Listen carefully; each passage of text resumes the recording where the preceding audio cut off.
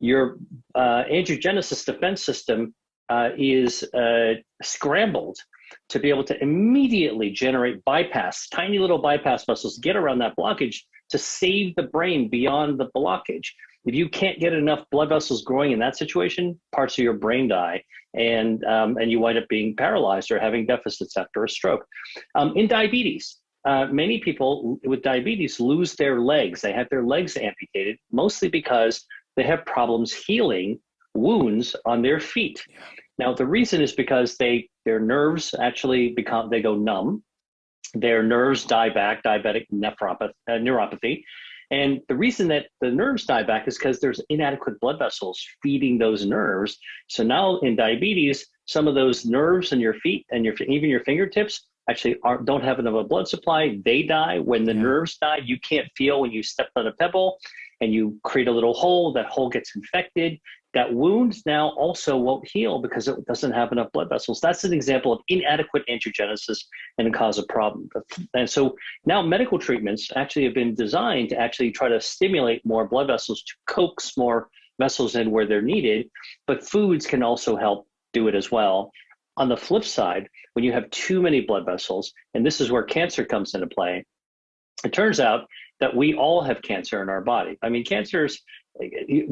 everyone fears cancer. The word actually, causes a shiver to run down most people's spine. Everyone knows somebody who's been touched by cancer. And I would say most people know somebody who's died of cancer, actually.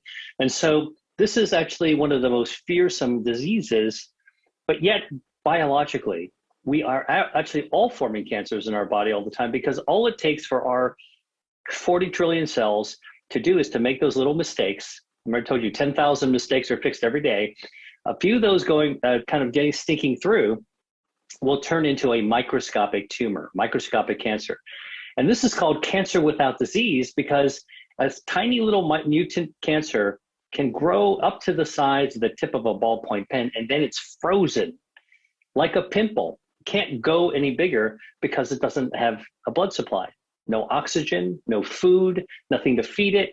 And so those little microscopic cancers sit there until another one of our defense systems, our immune system, wings by like a cop on a beat and sees this abnormal cell sitting on that street corner in a good neighborhood, and then says, get in the car, we're taking you away.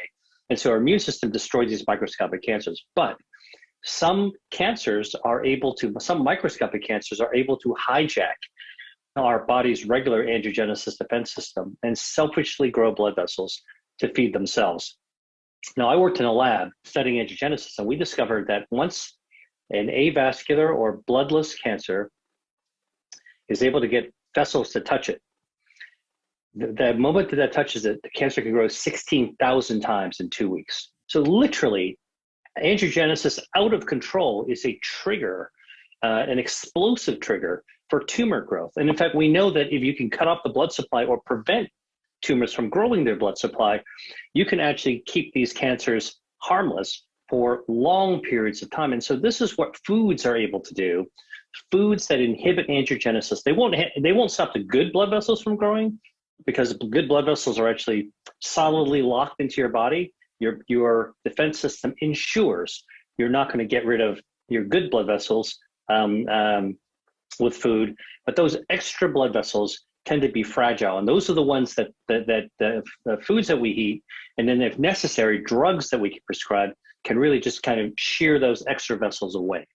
Can you speak a little bit about the relationship between inflammation and angiogenesis? Because it strikes me that they can't be separate. They probably sit side by side together in most cases.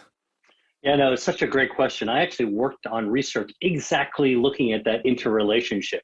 Wow. So we know, well, let's take a look at just sort of something everybody recognizes, and to show how inflammation and blood vessel growth go hand in hand. If you are in the kitchen and you accidentally you're cutting a piece of fruit and you accidentally cut your finger or cut your hand, what's going to happen? It's going to bleed. All right. Now, so you're going to stop the bleeding. Then a few minutes later, you look at the cut. What's going to happen? It's swollen. It's puffy. It's red, because inflammation's actually gotten there. Your immune defenses have sent these inflammatory cells, these are kind of super soldiers from our immune system that go there to kind of clean up and prevent any bacteria from rushing into that site. And then shortly thereafter, within a day or so, new blood vessels start growing because the inflammatory cells, the cells from your immune system, started to release some signals to say, hey, you know what? We've cleaned up. It's time to reset the table. And so now blood vessels actually start to grow into it. So inflammation sends the signals for wound healing, for healing, that for blood vessels to grow. By the same token, inflammation then goes away, which is why our wounds don't stay puffy the whole time. The puffy and redness goes away. The blood vessels grow. You get a scab. And before long, you're back to normal. And that's because both inflammation is turned down, turned off, like that's that car volume, the car radio, and also angiogenesis, once you get enough, it stops. And so this is getting back to that set point. Now, what happens when you actually have chronic anything? Usually it's not a good result. So inflammation being really good, a little bit is really good. So, you know, I think a lot of people misunderstand, like, I want to get rid of all the inflammation in my body. No, you don't, because you want the ability of your body to be able to mount small amounts of inflammation when needed for a short period of time and then to go away. All right, that's you want that. That's life-saving. But what you don't want is for that inflammation to get there and the volume to keep turning up, or that it never gets turned back down. That's chronic inflammation, and that's abnormal. So your body, this whole idea of turning up and then turning down the volume for inflammation, if you can't turn it down, the inflammation continues to smolder in your body. An example I've given is sort of like for anybody who's listening who's enjoyed going camping. Yeah. You go into woods, you set up a tent, it gets cold at night. What do? You build a campfire. And that's like a little bit of inflammation, gives you warmth that serves its purpose. And, you know, when it's time to go to bed, you know, you either let it burn down and you just, you know, make sure that it's all walled off and you're fine. But that fire, if it doesn't burn down, but actually spills out and catches the forest on fire, now you actually got a problem, because now this thing is going out of control. And diseases with chronic inflammation, like lupus, like rheumatoid arthritis, like diabetes, frankly, you wind up actually having this chronic inflammatory state that starts to provoke all kinds of other things. And remember, we talked about tumors and angiogenesis. Well, if a tumor is kind of like a wound, it can hijack blood vessels, and you got inflammation, and now the cancer itself causes some inflammation, you're just making it a hell of a lot easier for that tumor to get a blood supply, which means that the cancer is more likely to grow. And in fact, we do see this in patients who are actually chronically inflamed. We know that inflammation is one of those hallmarks for people who develop cancer. Yeah, thank you for explaining that. And it's fascinating for me to hear that relationship. We've mentioned cancer a few times in the conversation so far, and I completely agree. Even the name, I think, strikes fear into people. I don't know, when you were at medical school, when I was told the statistic that 1 in 4 people in the UK at that time, so I started in 95 at medical school, are going to develop some kind of cancer in their lifetime. That has since gone up to 1 in 3. And a few years ago in the UK, it was published that 1 in 2 adults at some point in their lifetime are going to develop cancer. So this is a pretty alarming rise. As you say, we all know people who are either suffering from, who have suffered from, or who even have died from cancer. There is the newest form, most profound form of cancer treatment that's the biggest advance in 100 years for cancer treatment, is immunotherapy. And immunotherapy, which is used everywhere, UK, North America, Russia, China, everywhere, is a new type of cancer treatment that doesn't poison the body like chemotherapy does. And it's not even a targeted therapy. That's like a heat-seeking missile you infuse into the body. Immunotherapy is a lot more simple and more natural in its concept. Hey, let's just use the body's own immune system and harness it to be able to destroy cancer. Because remember, we talked about this early on, like cops on the beat, the immune system conducts surveillance and takes out the bad guys, the drug dealers sitting on a street corner. Well, what happens if you had cancer, even if it's metastatic and spread?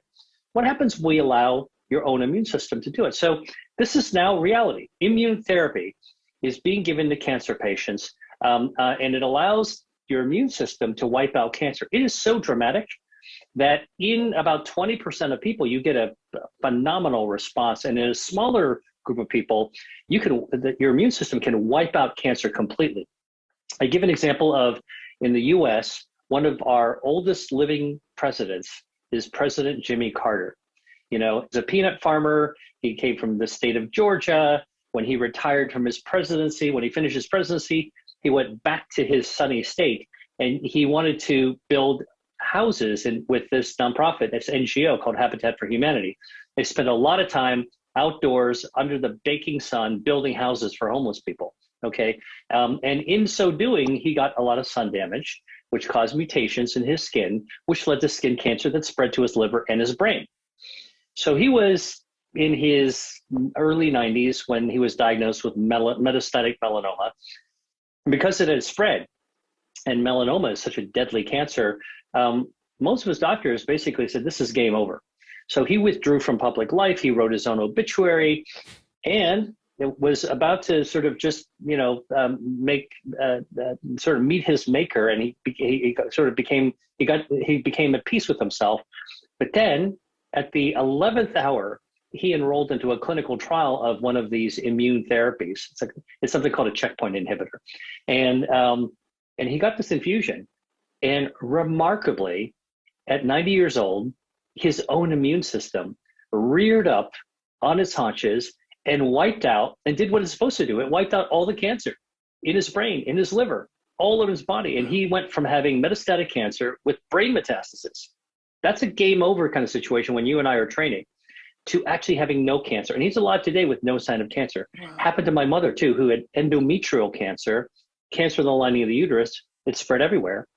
And we put her on a immune therapy, same kind as the president did, former president.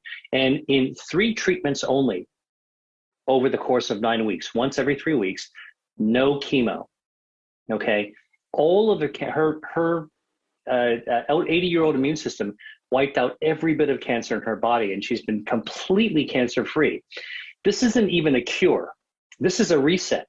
This is getting back to baseline, restoring health, because that's what your body's supposed to do. When it comes to cancer, Dr. Lee, there's a lot now about sugar and cancer. And I think this is where there's a bit of complexity around food, because some of these foods, of course, let's say kiwi fruit or, you know, pomegranate juice or the sort of foods you're talking about, of course, some of them can raise our blood sugar. Some of them do contain degrees of sugar. I know they come with lots of other ingredients as well, but how can you help us look at that? What's the relationship between sugar and cancer? And then how does that impact the foods that we consume? Yeah, it's a great question. And I get asked this a lot. What I try to do is to make people feel comfortable with the idea that our body needs sugar. In fact, the organ in our body that needs the most sugar is our brain. Sugar fuels our metabolism. And the key is that in most people who are able to, your body is able to process a small amount of sugar without a problem, without any problem whatsoever. And so the sugars that you might encounter in your whole foods, so fruits and vegetables, those are completely fine. Your body should be able to take care of that. It's the sugars that are dangerous for diseases and the sugars that damage your microbiome, that spark inflammation, that can even damage your DNA. That's the concept of added sugar. So it's a can of soda that's got 10 tablespoons of added sugar to it to make it really sweet. No human body can tolerate that over any period of time. And so what I try to say is that, like, it's so easy, so tempting when it comes to something like sugar to go for that all or nothing approach. No, our body needs a little sugar. Your body can actually handle most sugar. When it comes in a fruit or a vegetable, it's just fine. Added sugar, candies, cakes, sodas, okay? Those are the ones that easily overwhelm you. So if you're sensitive to sugar, just like you've got diabetes, you got to sort of cut down or cut out those things and be super mindful of making those type of choices. But fruits and vegetables, you have to look at the human data. Okay, don't focus on how much sugar is in a mango. Mango is pretty sweet fruit. Take a look at the human data to show that people who eat mango and other tropical fruits have a much lower incidence of disease X and Y and Z. Look, you can't argue with the science, and you can't argue with the data. Sugar itself, nothing that's natural is by itself inherently evil. Just to finish off the sort of cancer conversation, but there's also a case, isn't there, to actually withdraw foods from our body for a set period of time to help us heal and repair as well, right? Right. So again, similarly to how we were just talking about sugar, fasting is another topic that's captured the public attention, and people think of sort of fasting as extremes. I think that we tend to think when foods in terms of extremes. Here's the science. We know that the body needs a certain number of calories just to function in its ordinary state. And we know that if you're lost in the desert and you don't have any food, you're not going to be eating, you're going to starve to death. And at some point, your body's going to run out of energy and your systems are going to collapse and you'll just shrivel up in a desert and be dead. Now, we also know that if you pound yourself and you overload yourself with calories, you're going to be unhealthy, metabolically unhealthy. You can develop diabetes, you can develop all these other chronic diseases, the chronic inflammatory state, and you're going to gain weight. And when you gain weight, the fat tissue actually is also more inflammatory. So these are the extremes you want to avoid. You don't want to die in a desert, starve, and nor do you want to actually balloon up and become deadly unhealthy, as I call it. All right.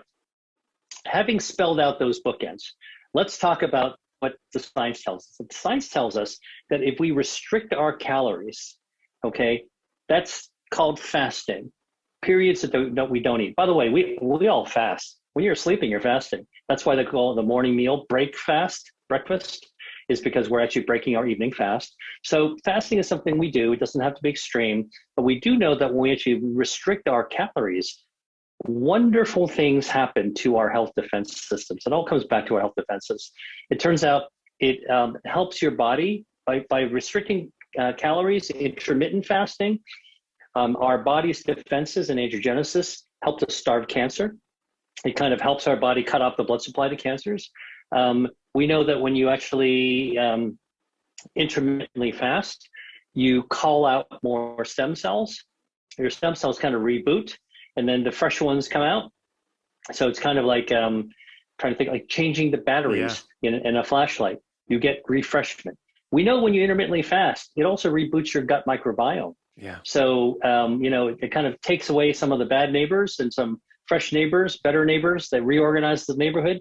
We also know that intermittent fasting helps to repair your DNA, and it even slows down cellular aging at the level of the caps on the end of your DNA, the telomeres that burn down normally during aging. Intermittent fasting slows that aging process down at the cellular level. And inflammation, intermittent fasting, by the way, helps us develop a more fortified immune system, because part of the reboot at the stem cell level is to make new immune cells. So we've got fresh super soldiers produced coming right out of the oven to help our immune system. So these are ways that intermittent fasting has been shown to help our defenses. Doesn't mean that you have to do it all the time. It means that this is another technique we can use to kind of up our game periodically when it comes to our health. Is it something you do in your own life? The answer is yes. And I've been doing this since medical school. I don't know if this was your experience, but man, when I was in medical school, I have to say it was difficult for me to have 3 square meals a day, as they say. I would sometimes miss breakfast. I would sometimes miss lunch. I would try not to miss dinner, but sometimes I wouldn't have a meal because I was so crazy busy. And I think I naturally, over the course of a week, probably skip 3 meals a week. And that you don't have to go crazy. You don't have to be a robot to do intermittent fasting. Skipping a few meals a week actually is helpful for your body. And I will tell you that the next level of where you go with your health defenses is the metabolism. So not only can you actually improve all your health defenses, but our health defenses are inextricably wired to our metabolism, and our metabolism's obviously wired to our ability to be able to control one of the most important organs in the body. And this is a bit of a surprise. Body fat is an organ. So while many people curse the amount of body fat that they actually have, the reality is, back to the set point, we want to kind of use fat to our advantage. And so that's what my next book is about. Amazing. Is sort of more into health defenses, more taking it to the level of metabolism, and then taking it to actually managing fat finally for the right reasons. And I just, at the end of this conversation, I just want to acknowledge you, Dr. Lee, because I think you're doing incredible work. Thank you for joining us. Where would you like to direct my listeners right at the end of this conversation? Yes, of course, your book, but is there anywhere else? Yeah, well, one of the things that where people can find me, because I'm always pumping out new information and disseminating it, you can come to my website. It's drwilliamlee.com, drwilliamlee.com. You can find me on social. I'm on Instagram, Facebook, at Dr. William Lee, Dr. William Lee, L-I. And, one of the things I wanted to just quickly touch base on is that, when you talked about agency and empowerment, I learned, like everyone else, at the very beginning of this pandemic, that, here was a moment where no one, whether you were a doctor or whether you were not a doctor, an ordinary person, had no idea what was going on. We had no solutions for this disease, nothing that the medical community could really offer up. And that's when I realized that there was a big opportunity, a big need to be able to communicate to people what decisions they can make 3 times a day for foods that they have to eat, even if you are locked in and we still, without medical things. So something I learned from the last couple of years was that this agency to be able to make good decisions was never more clearly seen than when we all shared as humans the same experience on the planet, that there was this health threat that we didn't quite understand, and yet we still needed to make these food decisions. And so that's really why I created this masterclass. I hold it every other month. It's free. It's my opportunity to share with people the new science that's coming out about your health defenses and the foods that I like to share with people that they might eat for their own health. Very powerful words to end this conversation on. Thank you for all the work you're doing. And I look forward to the next time we get to have a conversation. Look forward to it. Thank you so much for having me.